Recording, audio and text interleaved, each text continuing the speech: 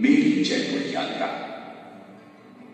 प्यारे बच्चों, आओ आज हम तुम्हें पत्र लिखने का तरीका बताते हैं। जो पत्र हम आपको सिखाने जा रहे हैं उसमें एक सखी अपनी दूसरी सखी को पत्र लिखकर ये बता रही है कि उसने जयपुर शहर में क्या क्या देखा।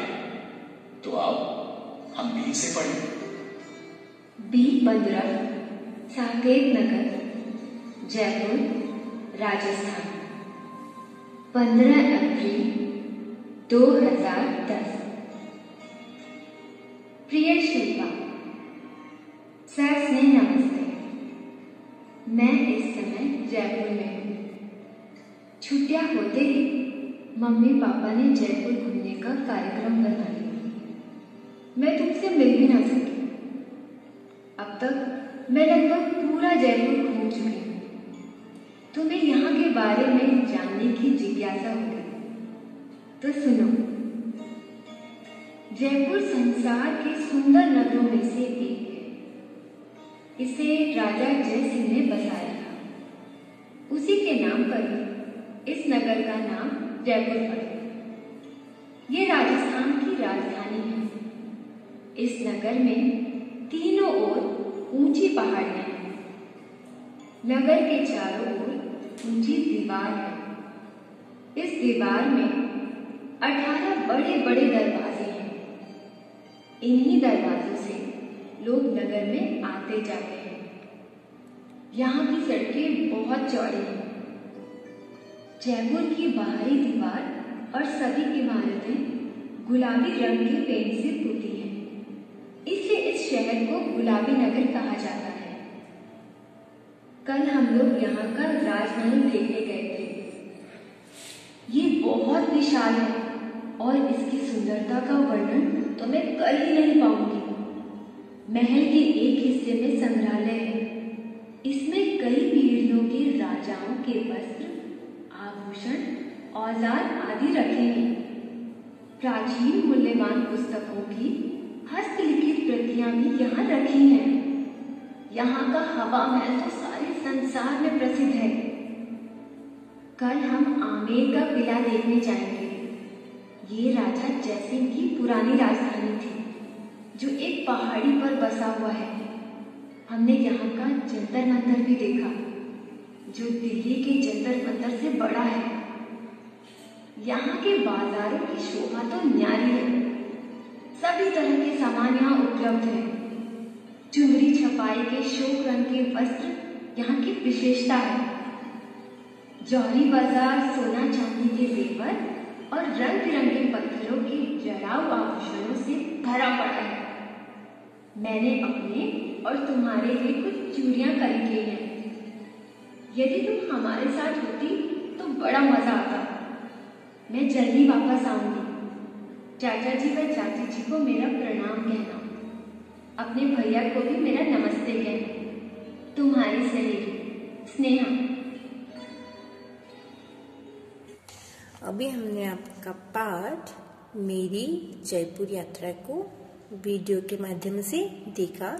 अब हम पाठ को पढ़ेंगे।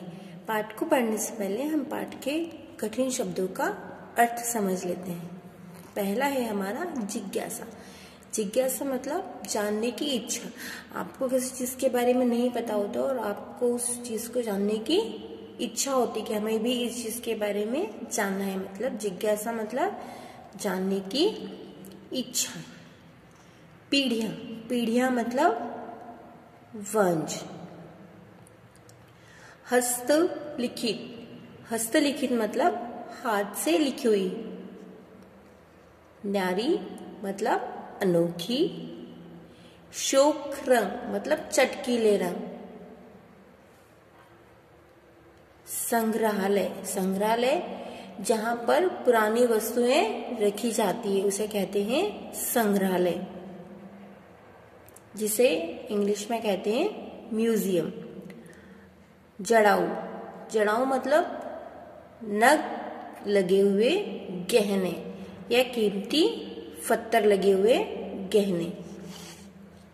इमारत, भवन, आभूषण में गहने, प्रसिद्ध, मशहूर, उपलब्ध मतलब मिल जाना।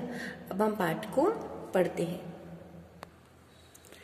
हमने वीडियो में देखा कि एक सहेली अपनी दूसरी सहेली को क्या लिख रही है, पत्र लिख रही है, और उसने पत्र में उसकी जयपुर यात्रा का वर्णन लिखा है। पत्र लिखते समय हम सबसे पहले लिखते हैं पता और उसका नाम जिसे हम पत्र लिख रहे हैं। B15 साकेत नगर, जयपुर, राजस्थान। 15/4/2000 यहाँ पर डलेगा सन। 20 प्रिय शिल्पा, यहाँ पत्र किससे लिख रही है सहेली? शिल्पा को। जिसको लिख रही है उसका नाम है शिल्पा। सस्नेह नमस्ते, मैं इस समय जयपुर में हूँ। छुट्टियां होते ही माँ पिताजी ने जयपुर घूमने का कार्यक्रम बना लिया। मैं तुमसे मिल भी ना सकी। अब तक मैं लगभग पूरा जयपुर घूम चुकी हूँ। तुम्हें यहाँ के बारे में जानने की जिज्ञासा मीन्स जानने की इच्छा होगी तो सुनो। जयपुर संसार के सुंदर नगरों में से एक है। इसे राजा जयसिंह ने बसाया था। उनके नाम पर ही इस नगर का नाम जयपुर पड़ा। यह राजस्थान की राजधानी है। इस नगर के तीनों ओर ऊंची ऊंची पहाड़ियां हैं। नगर के चारों ओर ऊंची दीवार है। इस दीवार में 18 बड़े बड़े दरवाजे हैं। इन्हीं दरवाजों से लोग नगर में आते जाते हैं। यहाँ की सड़कें बहुत चौड़ी हैं। जयपुर की बाहरी दीवार और सभी इमारतें गुलाबी रंग के पेंट से पुती हैं। इमारतें मीन्स भवन, इसलिए इस शहर को गुलाबी नगर कहा जाता है। जयपुर जो है वो सुंदर नगरों में से एक है, मतलब जयपुर बहुत अच्छा है। इसे राजा जयसिंह ने बसाया और इसका नाम उन्हीं के नाम पर पड़ा है।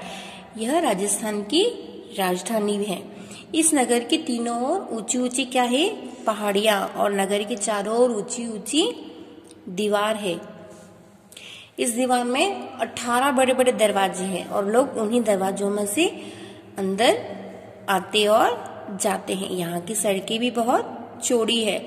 और जयपुर की बाहरी दीवार मतलब जो जयपुर की बाहर की दीवार है जहाँ से लोग आते जाते हैं, उन दीवारों और अधिकतर सभी इमारतों गुलाबी रंग की पुती हुई हैं। Paint means colour. यहाँ की जो भवन और दीवार है वो गुलाबी रंग से पुती है, इसलिए लोग इसे गुलाबी नगर भी कहते हैं। कल हम यहाँ का राजमहल देखने गए थे। यह बहुत विशाल है और इसकी सुंदरता का वर्णन तो मैं कर ही नहीं पाऊंगी। राजमहल मतलब किला, जहाँ पे राजा महाराजा रहा करते थे। यह बहुत बड़ा है और बहुत सुंदर है। मैं इसके बारे में तो बता ही नहीं सकती। महल के एक हिस्से में संग्रहालय मतलब जहाँ पर पुरानी चीजें, राजाओं के वस्त्र आभूषणों को रखा जाता है, वो होता है संग्रहालय। एक हिस्से में संग्रहालय है। इसमें कई पीढ़ियों के राजाओं के वस्त्र हैं। पीढ़ियों मतलब बहुत पुराने, जैसे आपके पापा के पापा, आपके दादाजी, उनके पापा, इस तरह के पीढ़ियों के राजाओं के वस्त्र, आभूषण, औजार आदि रखे हैं। प्राचीन मूल्यवान पुस्तकों का हस्तलिखित प्रतियां भी यहाँ रखेगी।